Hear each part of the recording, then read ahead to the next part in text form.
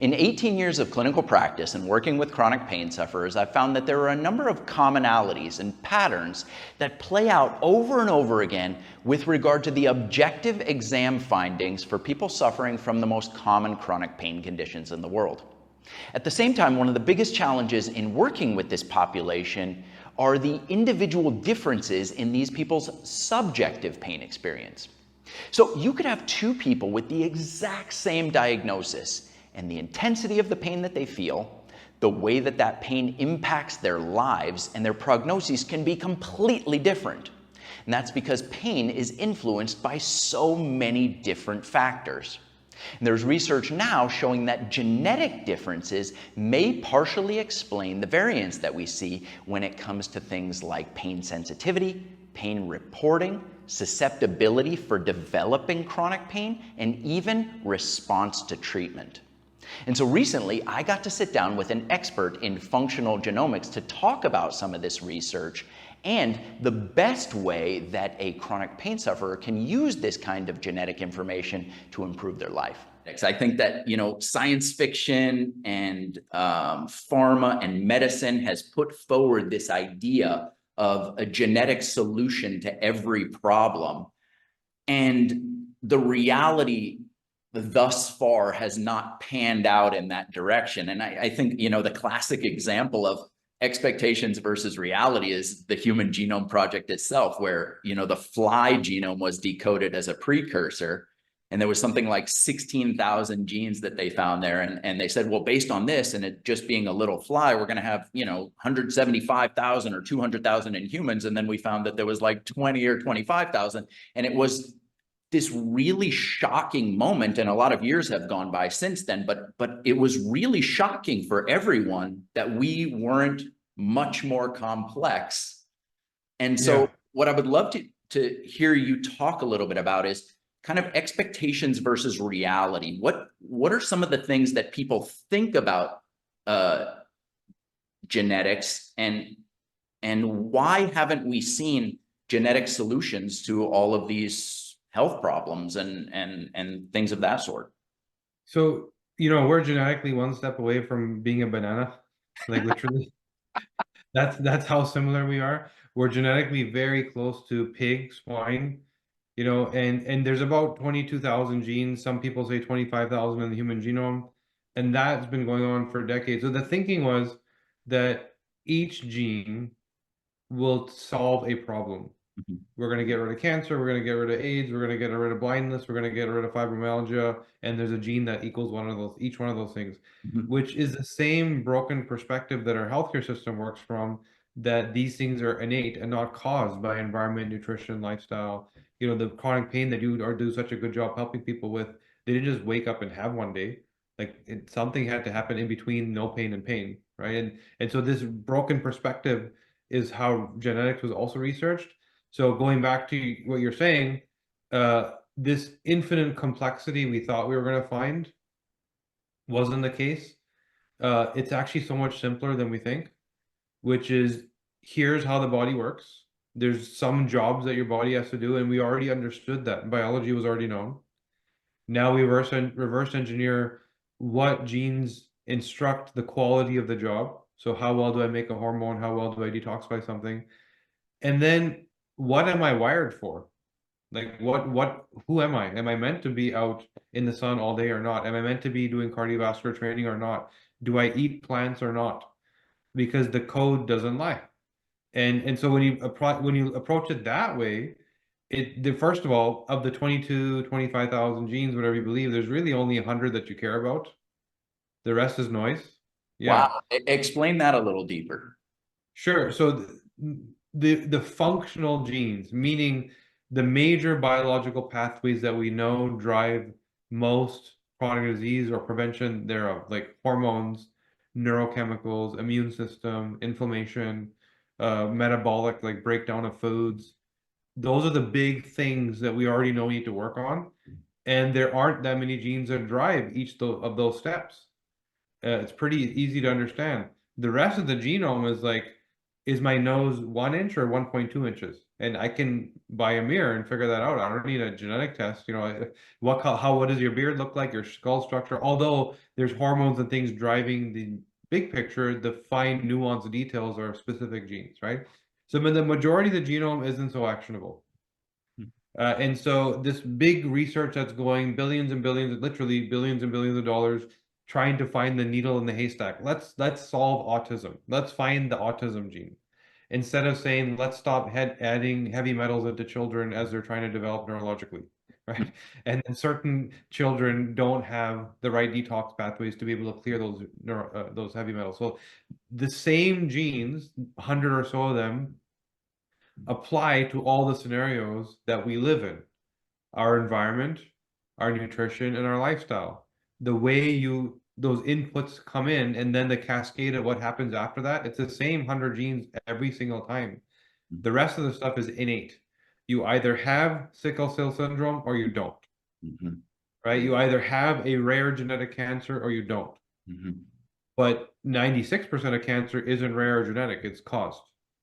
Yeah, you know, such an interesting point. One of the studies that I read in preparation for speaking to you was this 2019 study from the Public Library of Sciences, where researchers reviewed like 600 earlier studies where scientists had supposedly found a specific gene, like you were talking about a minute ago, that was linked to a specific condition. So overall, there was 600 studies with all these different genes linked to 200 different medical conditions. And what they found was that based on our results, more than 95% of diseases or disease risks could not be predicted accurately using these SNPs, or those nucleotide polymorphisms. And it's right in line with what you just said. In fact, I think you just said 96%. Yeah. And so they're again thinking disease centric. So remember, most research is done in the context of disease. Yeah. No one's researching healthy people to ask why they didn't get Alzheimer's in the medical context, because there's no pill for that, right? The pill is for in the disease, how do I turn it off or ultimately manage it because that's more profitable. Yeah. And that's how, unfortunately, how the system works. So what you just said, what's missing from that equation? They're saying that 95% of things aren't caused by a gene, so it just happens. So why does it just happen? Environment, nutrition, lifestyle. But the exact same environment, nutrition, lifestyle doesn't cause the same problem for different people. So Yes. the real answer, it's both. Both your genetics driving your hardwiring and what your body can handle and what it can't handle, which is not the same answer for all of us. And then knowing what the right environment, nutrition, lifestyle choices are and what the wrong ones are. And it's only when you look at both that you can be actionable, functionable, and truly deal with the root cause. If you deal with one or the other, if you only deal with environment, nutrition, lifestyle, it's all guesswork, Yes. trial and error, one size fits all. If you only work with genetics, it's all propensity based, and there's no belief that your choices make a difference. Yes. You have to put them together, and that's functional thinking.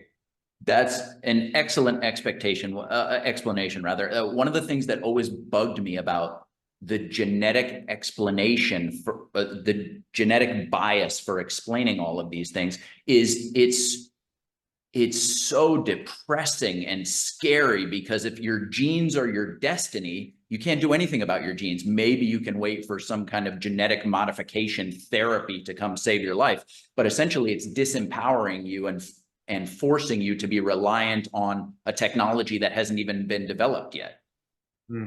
Whereas Exactly. you're talking about environment, lifestyle, nutrition, which is going to tie us right into epigenetics. And I love that word because epi means above. Yeah. So genetics was put on this pedestal for so long, and then the study of epigenetics came out, and you're like, wow, this is above genetics. So you've been using environment, lifestyle, nutrition. Wrap that up for the listeners who are not strong in their genetic background, and help them to understand how those things influence the expression of their genes. So let me give you an example. I do work with like a lot of pro athletes and celebrity type people, And I learn a lot there because they have the best doctors, the best trainers, the best everything. And if I can get that person a little bit better, I really learn something in that scenario. So I was working with this pro tennis player, like, somebody that anyone would recognize, Wimbledon, US Open type of tennis player, right? And their issue was at that ripe age where they're the best doctors, best fitness, best everything, they were told they needed a cholesterol pill, the statin, because their cholesterol was elevated and continuing to increase. And it's like, why? I'm doing everything right. So we investigated. And genetically, there's a gene SNP called 9p21, which will determine the how robust the endothelium of your artery is. So if you take an artery around your heart, so most heart disease doesn't happen in the heart. It usually starts in the arteries, plaque, calcification, that type of thing. So if you take an artery and you splice it, the inner lining, this tube, the inner lining of the tube that the blood actually touches, is it stainless steel or is it paper thin? We can determine that genetically. How resilient are you against inflammation in this part of your body? So he had the worst genetics there. He had this paper thin arterial material, highly prone to inflammation, but that doesn't mean he was going to be sick. Again, environment, nutrition, lifestyle, something has to cause the inflammation, right? So now this guy was a pro tennis player, meaning that he trained a lot. And there's a gene pathway that tells us how efficient your mitochondrial function is. Mitochondria meaning that I am constantly breathing in oxygen and combining them to make energy at the mitochondria in the cell. And in that process of using oxygen to make energy, I make an oxidant. An oxidant is an inflammatory free radical, is a byproduct outcome of using oxygen as fuel, right? So now that stuff, if you have bad genetics around mitochondrial function, tends to choke up and suffocate the cell. And where do you have the mitochondrial cells in your body is in your arterial system, your heart, right? It has more mitochondria density than anywhere else. So you're going to experience this more there than anywhere else. Then there's a pathway in the glutathione system that is meant to detoxify these free radicals. And he was missing that. So he had the bad hardware, he had the bad mitochondrial function, and he had the lack of detoxability to remove these free radicals. On top of that, he was cardiovascular training every day, all day, taking in a heavy load of oxygen, which means more oxidation. Oxygen in, oxygen out, right? It led to this crazy inflammation in his endothelium, train, oxygen, oxidant, bad hardware, cause inflammation. The body's response to inflammation in the endothelium is to actually send cholesterol there to repair it. Cholesterol is a repairing hormone that fixes things, and specifically in this area, it happens quite quickly. The same free radical that damages the artery also damages the cholesterol, and then it starts to build up. And then one day, doctor says, hey, this number doesn't look good in your blood work, and you have some calcium score problems. You got plaque in your arteries. You have heart disease. It must be in your genes, right?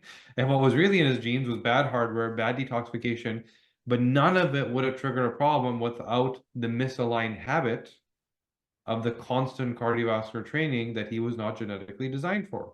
Somebody with the exact same genetics that didn't do that would have never got sick. And somebody with different genetics with the exact same habits would have never got sick. So it's a combination of here's my wiring, here's what I'm designed for, here's what I did with that wiring. Was it good or bad? Did it equal a problem or did it equal an opportunity? Now, how do you solve the problem? He's a pro tennis player, he's not going to stop. So you have two choices. Here's what you're wired for. Here's the set of habits you should have and remove everything else. Or here's what you're wired for and here's your goal. Let's fortify your biology by adding some supplements, adding some nutrients, and replacing the things that your body doesn't do so that you can have those habits and not make yourself sick. He never went on a cholesterol pill. He never needed to go on a cholesterol pill. We supported the biology, unwound his training a little bit, replaced with some resistance training. He never went on a pill. He would have definitely been on one still today if he didn't know this. Well, that's a extremely high level application. I love the fact that there was nutrition and supplementation, but there was also modification to the training stimulus because, as you said, given what he was working with from a genetic perspective, like you're going to have to decrease that oxygen in component in order to optimize your outcome. So I love that you added that component in, and I love that a professional athlete was receptive to that component of it. That's an unusual situation. So well done to you. Take a step back for me, because as I said, my audience are mostly not geneticists. Just tell everybody what a SNP is. So if you have a gene, in simple terms, each gene, so there's about 22,000 genes. DNA is an instruction manual that every one of your 15 trillion cells has. So every cell is constantly reading your DNA to know how to do its jobs, right? It reads the code and it knows that's then instructed to go do whatever it's supposed to do, like make a kidney cell, make a heart cell, etc., right? So in that DNA code, 22,000 lines, each line is thousands of letters long. So if you take a single gene, it's literally thousands, if not tens of thousands of letters long that makes up that single line of code. Sometimes in some genes, there's a spelling mistake. So in that location, what does sequencing mean? We know what the letters are supposed to look like, where they're supposed to be, and what letter it's supposed to be for that code to be correct. Sometimes instead of an A, it's a T. And now that entire gene doesn't function the way it's supposed to. It's giving a broken spelling mistake instruction. Just like if you're reading a book with a spelling mistake, there or there, two different words, right? With one letter off, very different meanings. So that's what a SNP is when you find the spelling mistake, the gene doesn't function properly. But there's two other types of variants that most genetic companies don't look for, because most tests are designed around data collection to sell data to pharma, as opposed to insight gathering to support the patient. And the two other types of variants are something called an insertion or deletion, where as opposed to a single letter being misspelled, there's a whole paragraph missing. So imagine you're reading a book and it's just blank, there's a paragraph gone, or the paragraph is duplicated, so that instruction is duplicated. Then there's something called a copy number variation, which means the entire gene might be missing. Wow. Right? And this is what happened to me. There's a gene called GSTM1, which is a primary first line of defense for the gut. So whatever you're eating, the pesticides, chemicals, whatever's coming along with it, glutathione is meant to draw and bind those toxic, threats out, and through your poop, your sweat, get rid of it. And I'm missing that gene. It's missing from my code. It's 0 copies. And some people have 1 copy, 2 copies, 3 copies. I have 0. Wow. So that's called a copy number variation, which is only seems to happen in some of the most important genes. Some of your detox genes and mold removal genes and hormone clearance genes. So major impact on health. And those are all different types of variants, and that's why our genetics are unique, because we don't know what variants we have. Interesting. So the SNP is a aberration. Yeah. Okay. So From what it was supposed to be. So in a situation like yours, where your glutathione and ability to clear toxins is hampered, you have to be extra careful about what you're exposed to, and then you supplement with glutathione. Is that the thinking? I did, yeah, 2 things. Well, 3 things. One thing, I healed my gut. I didn't realize that I had a broken gut, right? My migraines, my eczema, my psoriasis, I didn't know that that's where they were. I thought they were actually all individual problems. I didn't realize there was a central hub, that these were just spokes of, that they were just symptoms of the same root cause issue, which is a broken gut. Right? So one step, I fixed my gut, which was some fasting and some supplementation, etc., diet changes. Second was, yes, added glutathione, but first, one thing is, here's what's broken. How do you fix it? So the how do you fix it part is what tool does your body actually know how to use? And I am blessed that my body does a good job. There's a separate glutathione gene that instructs, if you were to add glutathione, how efficiently do you utilize it? Some people don't do a good job.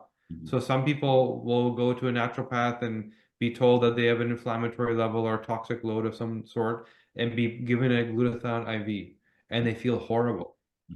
And they then think that maybe I need more. Oh, you're getting a Herxheimer's response. You're detoxing. You need more.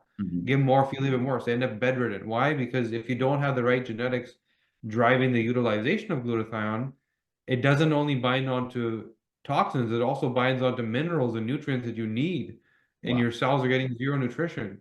And so the solution is also genetically tailored. So we use DNA to figure out what's wrong, what's broken, but we also use DNA to figure out how to fix it because it's not the same answer for everybody, That's right? very interesting, and I think it also speaks to that gap between the expectations and reality, because the expectation uh, would have been, according to science fiction, when we find the SNPs, we just go into your DNA and put the right letter in, and then everything works properly. But this is Yeah. not happening. So what you're So saying there's is, work happening there. You know, genetic editing is CRISPR technology is a very real thing. sure, And I think you're going to find by approximately 2030 that genetic therapeutics are going to be fairly commonplace. really, There's, yeah, there's already companies working on it now. It's just very expensive. So there's a company right now that has a genetic therapeutic for certain Alzheimer's SNPs, but it's like $1 million a dose, I see. right? So yeah, so the goal is how do you make this thing available and scalable? And and it's also FDA clearances because editing the genome, we don't understand the downward, downstream consequences of that fully. That's exactly what So I was going to say is what happens if you get it wrong. yeah, we don't know. What we do know is things of that nature usually lead to cancers, Yes. right? When you get something like that wrong, it's usually the outcome's usually cancer. So there's work being done all over the world on this, and I think you're going to see genetic therapeutics in a big way in less than a decade. Sure. No, I understand that, but that's kind of the idea that we've all been kind of brought up on, is that somebody's Yeah, going to go in and flip that around. But what you're saying is we can see what a person does well, yeah, and then we can see what they're not so good at, and then we can support them in the things that they're not so good at, and kind of bring them up, and you can fine tune it based on the genetic information that you have about them. yeah. And I would say that even when the genetic therapeutics do come out, Yeah. this is still going to be a more effective tool. Why do I say that? Because the genetic therapeutics are going to be looking to target a disease, and that's not the way disease forms. Yeah. They're going to be looking, the same guys that research it are going to be looking for like, how do I turn a gene off? But in the story I told you about the cholesterol for that tennis player, there wasn't a single gene. It was a cascade of multiple broken biology components that all needed their own separate support. So Sure. it's it's more complex and functional than inject something and turn something off. And so I even think, okay, in 10 years of stuff is available, it's going to take them another 20 years to figure out how to apply it. Yeah, I mean, there's also this scary element where, going back to that expectations versus reality, and what you started with was a single gene does a single thing in the body, but we know that's not the Yeah, case. We know that single genes can be responsible for multiple things in the body, and when you start tampering with that, what are all yeah, of the different downstream exactly. effects? Yeah, and single genes also don't work on their own. They're connected to other systems, Yeah. right? So for example, there's a process in your body called glucuronidation. It's a detox process. And there's a couple of genes that really stand out, UGTB15 and UGTB17. They drive this process well. And a lot of people have a copy number variation in UGTB17, which, like my gut gene, it could be missing. And so all of a sudden, someone would say, okay, if this person has a mold exposure and they're missing this gene, we need to support that. But that same gene also detoxifies hormones. And suppose that person was, again, a pro athlete where they need what's called dihydrotestosterone. It's a potent manly man form of testosterone that gives you rip muscle, burns fat off your body. Well, this also clears that. So if you go jump in to deal with the mold, but not fully understand the functional nature, and a single gene doesn't do a single job, and you also get rid of that guy's DHT, and all of a sudden his career is over as an athlete, Mhm. and I can tell you other things that the same pathway does, not just those two. And there's many genes like that. BDNF, brain-derived neurotrophic factor. We know this to be a primary ingredient for neuroplasticity, your brain's ability to make new neurons and new neural pathways. So if you want to learn new things, accept a new concept, maintain long-term brain health, recover from a concussion, Mhm. BDNF is important. It's literally the tool that your brain uses to instruct the development of new neural pathways. Mhm. It's also responsible for your circadian rhythm and clock. Mhm. So when you adjust it, you're also adjusting your clock. So it's like I'm adjusting some piece of electronics in the living room. Does that also affect the electronics in my bedroom? And I'm wondering why those don't work all of a sudden. Mhm. Right. So, you know, I mean, it sounds complicated, but the good news is we mapped all this stuff. Like I spent 3 years with 7,000 people, one by one by one by one, to learn all these insights we have that are for the most part not academically understood. Because again, the research is like, what does this gene mean? What does that gene mean? Not applying it in clinic. So we applied in clinic with 7,000 people. And that's why I know that when you turn the dial here, it makes an adjustment here that wasn't intended. So now we need to consider that in our choices. Very, very interesting. And you said that the name of the gene that's involved in neuroplasticity is BDNF. Yeah, BDNF, which is also the name of the compound, BDNF, brain-derived neurotrophic factor. Very, very interesting. And I want to shift the conversation now in the direction of chronic pain. I've described chronic pain as a pain habit because there's a central sensitization, a peripheral sensitization, and then that leads to a central sensitization, which is essentially the body becomes super efficient at running the pain pathway. And so the process of rehabilitating a person to overcome chronic pain is to learn a new pathway. And so this BDNF would be super, super important as far as determining who's going to be really strong in terms of their prognosis for overcoming chronic pain. And then on the flip side of that, if we look at it as a spectrum as to where that person lies genetically on that spectrum, what do we need to do for the people who are not strong in that pathway to bring them up and improve their prognosis? So I find that put into that context, it's extremely valuable information. You're right. I could talk to you for 3 hours just about the brain and we wouldn't be finished, right? Yeah. And so let's use BDNF as an example. It's not just the clinical meaning of it, neuroplasticity, but the traits and how does it make people behave. So when people have poor BDNF, not only are they bad at neuroplasticity, but the outcome of bad neuroplasticity means I don't have the hardware I need to process new information, which means things have a lot of meaning, a lot of weight. So when I am told that I have chronic pain, there's a difference between, okay, what do we do about it? Versus drama queen response, my life is over. I can't ever talk to you again. Every time I see an email from the doctor, I can't open it. I procrastinate. I burn out. My nervous system is fried. Or somebody that has really good BDNF, does really good job with neuroplasticity that doesn't even bother trying. Like, I have chronic pain. Yeah, it's okay, but I got to get to work, right? So, and then there's everything in between. Then there's, adjure to be and the adrenaline response. And in that moment of, ooh, this pain, like this was interesting. Like, what was this? And then it happens again and it's shocking. And like, I can't get out of bed today. There's that adrenaline response. So adrenaline is on one end helping you deal with the moment, like turning on all the right biology to get past whatever's going on.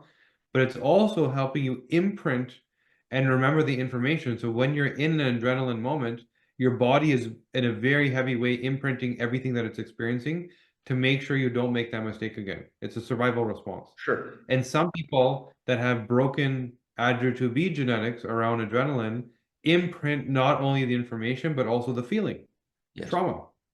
So when they have that pain and when they see that bed again, or they smell that smell again, or it reminds them of the feeling. And they 100%. might even manifest the feeling that wasn't even there because they truly believe it. Now you combine the poor BDNF where things mean a lot Yeah. with the ADRA where I experienced trauma, that is true PTSD.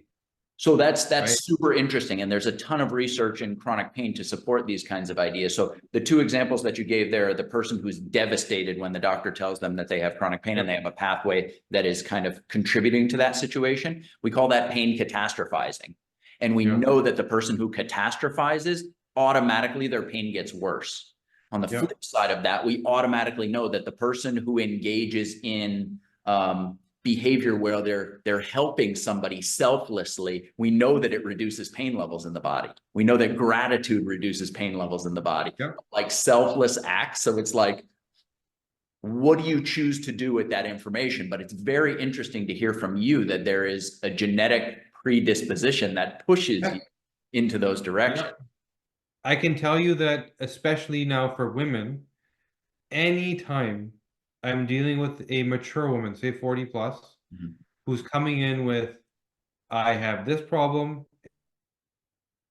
and then I have this problem got worse, and now my hair's falling out, and now my toes are crooked, and now my knee hurts, and then this constant like I'm doing everything, I'm doing all the work, but it just keeps getting worse, and things don't get fixed, and that kind of modality, almost every time, if not every time, their serotonin pathway is disrupted. So serotonin is this neurochemical that allows you to essentially balance your mood, respond as appropriate for whatever the stimulus is, good news, bad news, happy, sad. You're responding the way you should be, right? So serotonin helps you balance that. And whether it's extreme or low, you're giving what you should be at the time. Mhm. So the mechanism that drives that is serotonin allows your brain to prioritize all the stimulus around you. Like, what am I actually supposed to pay attention to right now? And what do I care about right now? Who am I talking to right now? All of that. When the serotonin pathway isn't working and you can't prioritize stimulus, you're giving attention to everything. Mhm. And you see the world at a much higher level of detail, and including your own body. And now all of a sudden when you look in the mirror, like, wait a second, what's that wrinkle on my skin? Or wait a second, that hair just turned white? That wasn't happening before. I wonder if that's related to stress. And then that spinning and thinking, which leads to what we call this high functioning anxiety response, constant and that drives you into like reading every book, taking every pill, listening to everything, and overdoing it and frying your nervous system. And we see this over and over and over again where there may have been a very real problem. Mhm. There may have been an accident, an injury, a bad lifestyle choice that led to a pain. And maybe somebody else with that exact same scenario would have recovered in a year. But why is this person 20 years later still struggling and now they have 10 other problems? Mhm. Because of the way they think. Right? And this thinking is driven, so we can predict exactly how people perceive, how they deal with reward, their ability to actually follow a plan, and then tailor things to deal with their cognitive function, get them in the right path, and then start implementing all of what they actually need to do. Extremely interesting. I'm curious, Kashif, why did you particularly point out that that trait was, in your experience, is that trait more common in women? Yeah. So for men, this high functioning anxiety expresses more as a warrior response. I'm going to battle. Mhm. And this is ancestrally the truth, that when there was that level of ongoing trauma, it meant either famine or battle. If you look at our ancestors, right? And the male response is testosterone, growth hormone, go fight. Mhm. The female response was protect the tribe, Mhm. right? Store some fat on your body, elevate the nervous system, and be on red alert, looking for problems all the time. Mhm. It elicits a warrior response. So Mhm. warrior versus warrior. And these are our roles, or they were meant to be our roles. And now we live in a different world where we're not in those roles, so these tools aren't so useful anymore, That's right? So that's what's driving. very interesting because it speaks to why the gene would have been carried over through the generations in terms of the benefit that it provided, and then Yep. the idea of a mismatch for the modern lifestyle. Yep. But it also is in direct alignment with the fact that the majority of people who suffer from chronic pain are women. Yep. It makes a lot of sense. I can tell you, like when we're running programs, um, if I'm sitting in a group of 30 people, there's two men, right? Mhm. Typically. And over and over and over again, we have a healthcare system, first of all, is not designed for women, does not consider their circadian rhythm of the menstrual cycle, does not consider the circadian rhythm of life and from puberty to fertility to menopause and the changes, right? And so, 1 hour training of female health in 4 years of medical school is not going to get you too far in understanding the complexities of how to apply it for women. But then, yes, now hormonally, some women are not wired like this, and with DNA we can predict that, but the vast majority of women are wired this way, where it's worry versus warrior, and that applies in anything where there's a stressor or a trauma. Um, Women are wired to hold on to trauma, hold on to anxiety, and use it as a tool to protect the tribe. They were meant to be surveying the environment, looking for the bush that just shook and maybe there's an animal running towards us and let's go the other direction, looking for the change in the weather. But Yes. those things were meant to be very infrequent. Not every day you wake up is nonsense, right? Wow. It's also very interesting because in reading in preparation for this conversation, I was reading about links between specific genes and things like chronic pain and things like fibromyalgia. Here's a really interesting bit of information. Recent studies found that fibromyalgia was associated with disturbances in serotonin metabolism and neurotransmission. Majority of people who suffer with fibromyalgia by far are women. And there's that exact disruption that you were talking about. So it's Yep. like you don't bat an eye because you've seen all of the reports and you've had these 7,000 patients in front of you. So it's just representative of the data that you've collected. Yep, it's exactly what you would see. There maybe was a very real problem at one moment in their life, but why is it still going on? This should have gone away. The body is regenerative; it's designed to heal. Yes. And if it's not healing, there's a block, and the block is either inflammation, autoimmunity, trauma, or something along those lines. And the other end of this fibromyalgia story, getting into chronic pain, where does it come from? Like we're trying to treat this thing without even asking what causes it, because the cause isn't how our medical system works. So some women in their hormone cascade make estrogen metabolites that are toxic in nature, that are inflammatory. Again, for an old reality where a little bit of inflammation is actually good, just like going to the gym and tearing up your muscle is good for you. Yes. Causes rebuild, right? The female reproductive system needs a bit of a struggle and challenge to maintain how robust it is. And so that inflammation would have been healthy. Now, add on top of that, 2024, all the hormone disrupting chemicals, all the cosmetics, all the perfumes, all the fragrances, all the Teflon coated frying pans, all the yoga pants, all these hormone disrupting inputs, and you're overloading that funnel that equals toxic estrogen. And then you all of a sudden have this wave of fibromyalgia because this toxic metabolite causes inflammation, specifically in tendons, ligaments, joints, right? That's where the stuff likes to go. Yeah. All the It also, places where it shows up with fibromyalgia. yeah, Yeah. yeah. And so when I hear words like fibromyalgia, you know, 5 years ago I used to think it was a real thing. Now I don't. Yeah. Now I realize it's a name we give to something we don't understand, which is just a hormone cascade that is not designed for our reality. Yeah. And we have to give it a name because so many people feel that same way, but that same way isn't a disease. Yeah. It's toxic estrogens in the wrong part of your body overloaded by your habits. It's honestly, it sounds like me speaking. I've always been banging the drum that a diagnosis of fibromyalgia means nothing. Yeah. Conventional medicine has other diagnoses that they use. Lumbago is one, which means back pain. Cervicalgia means neck pain, but it sounds really fancy. The one now, it's like over 85% of people who go in and see their conventional medical practitioner for back pain, they come away with non-specific lower back pain, which is their actual diagnosis, which, talk about a diagnosis that tells you nothing. Yeah. Right. It's exactly in line. And I agree with what you just said 100%. Like there is zero useful information in that diagnosis. Yeah. And the diagnosis that you just talked about, all that does is allow someone to offer a pill. Yes. And there's not even a good pill solution for fibromyalgia. Yeah. So essentially the person is just thrown into a black hole where they have, yeah, it's terrible. Yeah. Well, that's extremely interesting. So yeah, I looked up and I found a relationship to the serotonin metabolism that you were talking about. Something called the COMT gene has been suggested to contribute to fibromyalgia. Also, studies suggest that dopamine is involved in modulating pain perception and natural analgesia rather.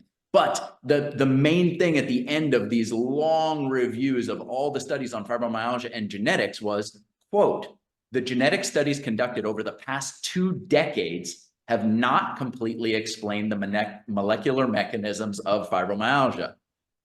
Yeah, well, we just explained it 2 minutes ago, so it hasn't been explained. Well, Yeah, so Yes. the motivation of genetic research is how do I make a pill, Yeah. right? And that's not how you solve chronic disease because none of it is a single cause. It's your environment, nutrition, lifestyle on multiple biological pathways, not one. Yeah. So what's really interesting about talking about this in the context of chronic pain is also a terrible diagnosis because Hmm. what it is it's this central wheel of chronic pain, and then there's all of these things that come off of it. There's depression, there's anxiety, there's sleep problems, there's problems with pain processing and inflammation and social isolation and all of the negative self-talk and all of these things. And the crazy thing is they all feed one another. Hmm. But what's really amazing about it is that if you can identify and find something that works for any part of that pathway, you can start improving the entire pathway because they all feed Yeah, each other. exactly. They all feed each other. They're all dependent. The body, the mitochondria is producing all this energy to already fix stuff, but there's a bit of an energy equation. Here's the resilience and energy, and here's the problems. Looks good. As soon as the problems start to go here, then there's too much to handle. And so you have to think of it as more of a funnel, like a bucket. And is it overflowing? Or can we bring the bucket down to 60% where the body can actually handle it and then to get it to 40 and then 30 and then 20 and down to like you were born with none of this stuff, right? Yeah. So, and all of that stuff is again, environment, nutrition, lifestyle in that bucket. Some of it seemingly harmless, but based on your genetics, maybe not. Maybe it is harmful. Some of it seemingly harmful, maybe on your genetics, it's not. And you're prioritizing the wrong supplements, the wrong choices, the wrong foods that you don't even need, right? And then the things that you do need, you're ignoring. So yeah, certainly I agree with all that. And this is where, my healthcare journey I don't think started when it ended. Like some people say that, oh, your healthcare ended when you found your genetics because that was sick care. That was me just managing my illness. I think my healthcare journey started when I learned through my DNA that I just need to have the right habits, and those are cheap and cheerful type things, things that I already have to eat. I'm already supplementing. I'm already exercising. Why don't I just do it the way my body wants me to do? Should I be a vegan? Yes, no. Should I be carnivore? Yes, no. Uh, I did have some chronic pain issues. Do I treat them as pain or do I just understand why I'm not methylating properly, the anti-inflammatory response? Mhm. What nutrient did I need? It was literally just B12 was the thing that was missing for me, Mhm. in a very specific form. Yeah. So those are the questions we have to ask. What should my habits be, essentially? It's such a nice way and a refreshing way of looking at it. I was just talking to a patient yesterday, and we were talking about this idea of, she was kind of beating herself down, chronic pain patient, beating herself down because she's made tremendous progress, but it wasn't to the level of progress that she thought she should be at by this point in time, based on a comparison to nothing. So it was Hmm. just kind of this idea of her being a very high achiever and a perfectionist. And she's literally on the trip right now with her family that she was crying about several months ago, saying that she didn't feel physically fit enough and well enough in her body to Wow, go on it. And now she's on the trip, but she's beating that's cool. herself up for not being better. And I was like, So you know, that goes back to the pathway you were just talking about with dopamine and COMT. So some people, the DRD2 gene determines the density of dopamine receptors in your brain. So to what level of intensity do you actually experience reward and pleasure? So dopamine doesn't only power pleasure, like tasty food and alcohol, but also reward, like achievement, which is what she was trying to do. She was trying to achieve something, right? And then COMT, funny you mentioned that around five prompt removes dopamine from your brain. It's what allows you to get back to baseline. Eventually, you need to get back to baseline. And so, someone like her sounds like she may have a dysfunctional DRD2 gene. So the density and the intensity of pleasure is not there. And she may have an ultra rapid comp gene, which means the clearance is too fast. What means it's hard for her to actually get a sense of reward. mhm, And whatever she did is never enough. mm, And so you find these highly entrepreneurial people. This is why suicide is so closely tied to highly successful people, mm, because the same thing, the depression of I can't get no satisfaction, because It's I like have no you can't ever stay satisfied, so you're always looking for the next thing. always looking for the next. Yeah, so it's like if you're wired like that, you're either depressed or you're addicted or you're a high achiever. Yeah. And potentially you've done all three of those things, right? Because it's the same genetics that drive all three depending on the context. Well, it almost becomes like a genetic horoscope where you're like Yeah. learning about your personality, but it's actually based in what your genetic propensities are. Yeah, exactly. It's neurochemicals don't lie. Perception is driven by neurochemicals. Genes drive neurochemicals and genes don't lie. Mhm. So if I have your DNA, I can describe your personality with precision without ever speaking to you. Wow. Yeah. Super, super interesting. So I have links and studies that I read on depression to genes, chronic pain to genes, insomnia to genes, all things that are related to chronic pain. But the summaries of all of these studies essentially echo what I said about that fibromyalgia study, where none of the studies adequately explain the disorder using genetics by itself, which goes back to what you said at the outset, which is if you're looking at genetics by itself or diet, environment, lifestyle by itself, you're not getting a complete picture until you take them both into consideration at the same time. That's exactly what's missing from all of these studies. And they're wanting to isolate the gene alone because that's going to be the golden ticket once they do finally isolate something and find. So the intention of the research is not to solve the problem. It's Mm-hmm. to isolate a gene that could be blamed for the problem, because Mm-hmm. that's how you make a drug. And that's why all these studies come up with the same outcome. One day they might find if it's a genetic condition where a gene truly equals a problem, they will find the answer for those problems. But that is a tiny, tiny fraction of what we're dealing with. Most is chronic and developed and caused.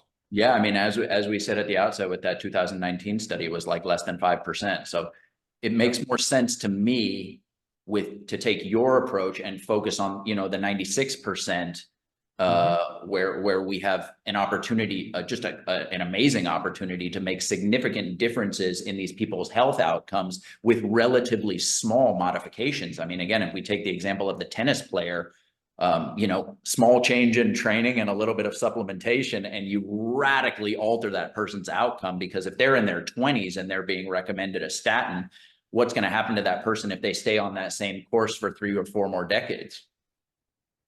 Yep, exactly, man. And this you name a chronic condition and you can reverse engineer it in the same way. And as complex as it is, when you do the work, it's that simple. And that's what we learned from those 7,000 people. We dealt with everything from autism to breast cancer to hair loss to libido, you name it.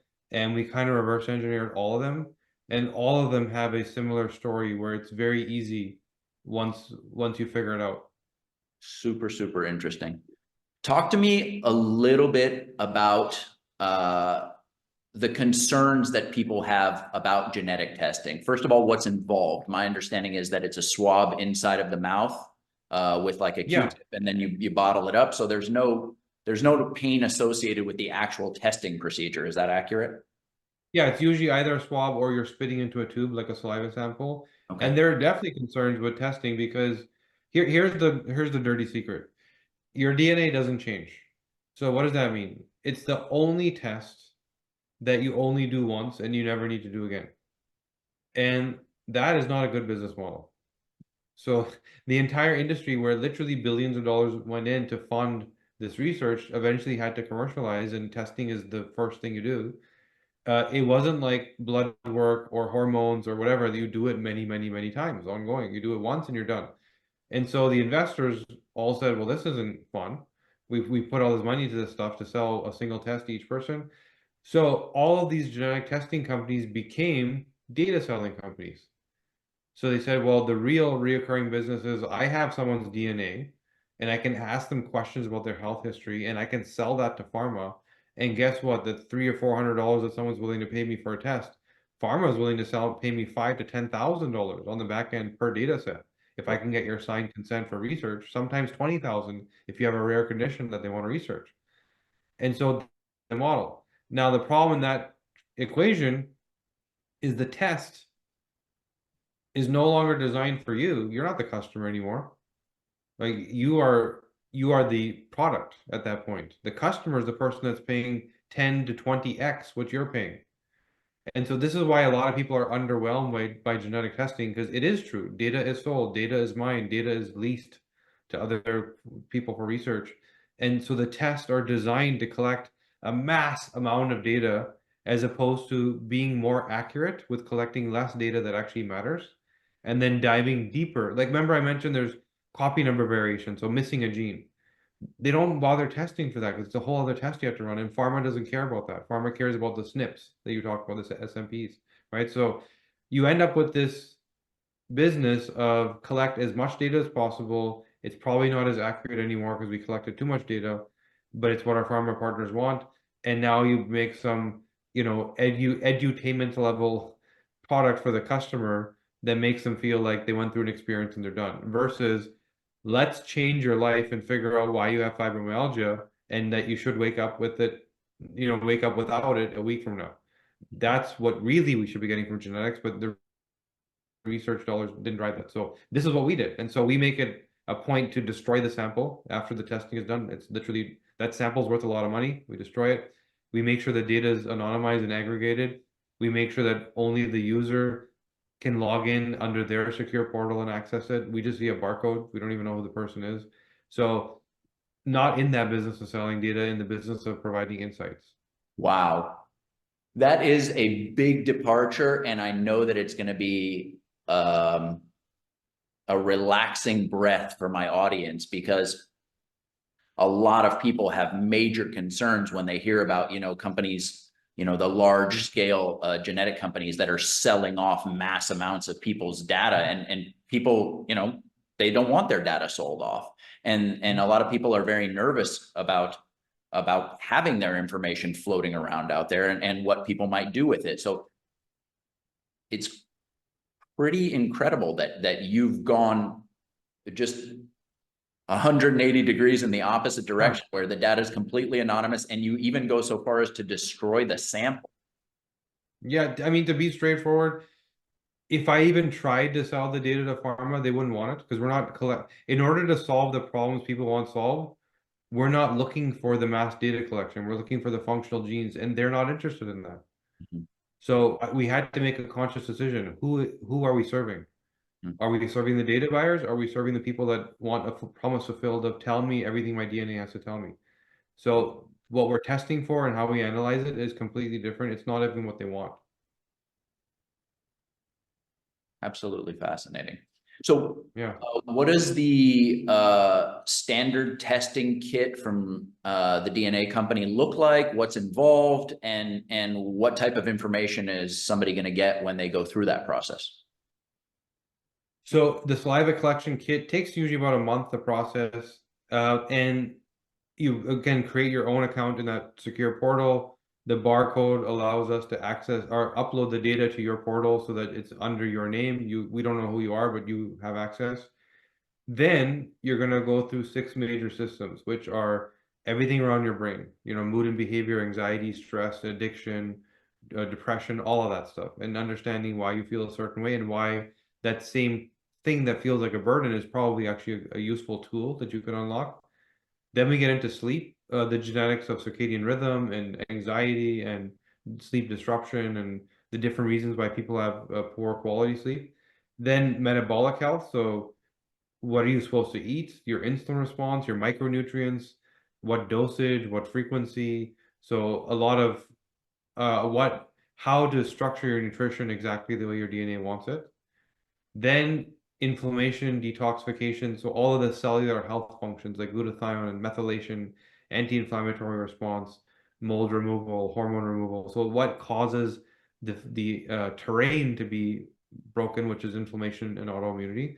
Then the actual disease markers. So, things like I was saying about the tennis player with his bad hardware, or maybe you have propensity for dementia or diabetes, but we don't tell you that. We tell you why and what to do about it. So there isn't anything that you get told that you aren't also told, here's the action plan, right? Then there's lastly hormones, which is so important for women, also very important for men, libido, hair, skin, muscle, fat burning. But for women, there's so much more to come out of that, from breast cancer to fibromyalgia, PCOS, fertility, anxiety, all these issues. So those are the 6 big areas where I feel that if everybody went through that and really applied everything you learned, you would be the best version of yourself. This was hands down one of the most fascinating interviews that I've ever done. And I was so intrigued by the information that Kashif provided that I decided to have my DNA tested so that I could see exactly what kinds of recommendations the DNA company would make for me. And I plan on making a follow-up video where I outline the testing procedure and my results when those come back in about 6 weeks. I hope that you'll stay tuned for that video. In the meantime, if you'd like to find out more about the comprehensive analysis offered by the DNA company, where they give you so much more than just a genetic overview, they're going to show you exactly how to influence your epigenetics using diet, supplementation, and lifestyle to enhance your performance, combat aging, and even prevent disease. And all this from a company that will never share or sell your data. You can click the link in the upper right-hand corner of your screen now. I'll also put links for that in the description down below. Beyond that, I just want to thank you so much for watching. Make sure to hit the like button before you head out of here, and I'll see you next week.